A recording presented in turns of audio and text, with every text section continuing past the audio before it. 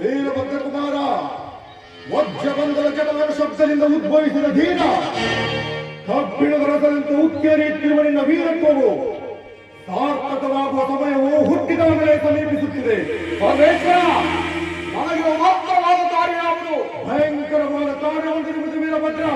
ಬಾಳಂದರ ಬಯಲ ಬ್ರಹ್ಮಾಂಡದ ಈ ವೀರಭದ್ರಂಗೆ ಯಾವ ಮಹಾವೀರನು ತನ್ನ ಶಿವಧರ್ಮವನ್ನು ಸಾರ್ಥಕಪಡಿಸಿಕೊಳ್ಳಬೇಕೆಂದು ಪರಮೇಶ್ವರನ ಜಡಾಜೂಡಾಗ್ರ ಭಾಗದಲ್ಲಿ ಜನ್ಮವೆತ್ತಿ ಈ ದಿವ್ಯ ಕನಕಾಗ್ರ ಭಾಗದಲ್ಲಿ ನಿಂತಿರಲು ಭಯವೆಲ್ಲಿಂದ ಬಂತು ವೀರಭದ್ರ, ಕಗ್ಗಲ್ಲಿನಂತ ಕಠಿಣವಾದ ನಿನ್ನ ವಕ್ಷಸ್ಥಳದಲ್ಲಿ ಶಾಂತಿಯನ್ನು ಪ್ರತಿಷ್ಠಾಪಿಸು.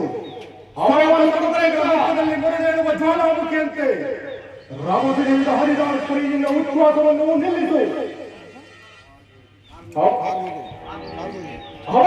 ಮಹೇಶ ಒಡೆಯ ಬ್ರಹ್ಮಾಂಡ ಕೋಟಿಗಳು ಈ ಭದ್ರದೇವನ ನೋಟದಿಂದ ಮಹೇಂದ್ರನ ಹರಿದಾಡುವುದರ ಮೇಲೆ ದಶೆ ಎತ್ತು ಸಂಚರಿಸಲಿ.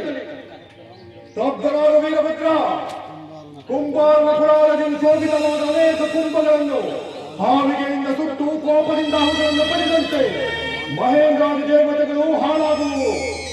ಸೂಚನಿ ಪದಾರಿಂದ ವಂಚಿತರು ಬೇಡಾಶಿವನಿಗೆ ಸ್ವಾಮಿಯ ಶರಣ ಶಕ್ತಿಯನ್ನು ಹಿಂದಿಕ್ಕಿ ಮರಣವನ್ನು ನಿನ್ನ ಪರಾಕ್ರಮಕ್ಕೆ ಭಂಗವಿಲ್ಲ ಕುಮಾರ.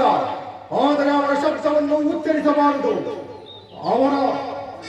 ಅವರ ಮಲಿನವಾದ ಆತ್ಮರಕ್ತವನ್ನು ದಾಖಿಡಿರಗಿರಬೇಕಾಗುತ್ತದೆ. ವೃಂದವನ್ನು ಕತ್ತರಿಸಿ ವೈತರಣಿ ಮೊದಲಾದ ರಣಕ ಕೋಪದಲ್ಲಿ ದಹಿಸಬೇಕಾಗುತ್ತದೆ. ಆ ಹೆಮ್ಮಾರಿ ಮದಾಂಧನನ್ನೇ ದಕ್ಷಪತಿ ಎಂದು ಕರೆಯುವರು. ದಕ್ಷ ಬಲಶಾಲಿಯ ದೇವ. ದಕ್ಷನನ್ನು ಅಲ್ಲವೇ ಬೇಡ ವೀರಭದ್ರ. ಅವನು ಅಪ್ರತಿಮ ಪರಾಕ್ರಮಿ. ಬಲ್ಲಿದನಾದ ಬಿಡುವಿನೊಳಗೂಡಿ ನನ್ನನ್ನು ಬಡಿಸಲು ಮಾರ್ಗದ ಯಜ್ಞವನ್ನು ಹೂಡಿರುವನು.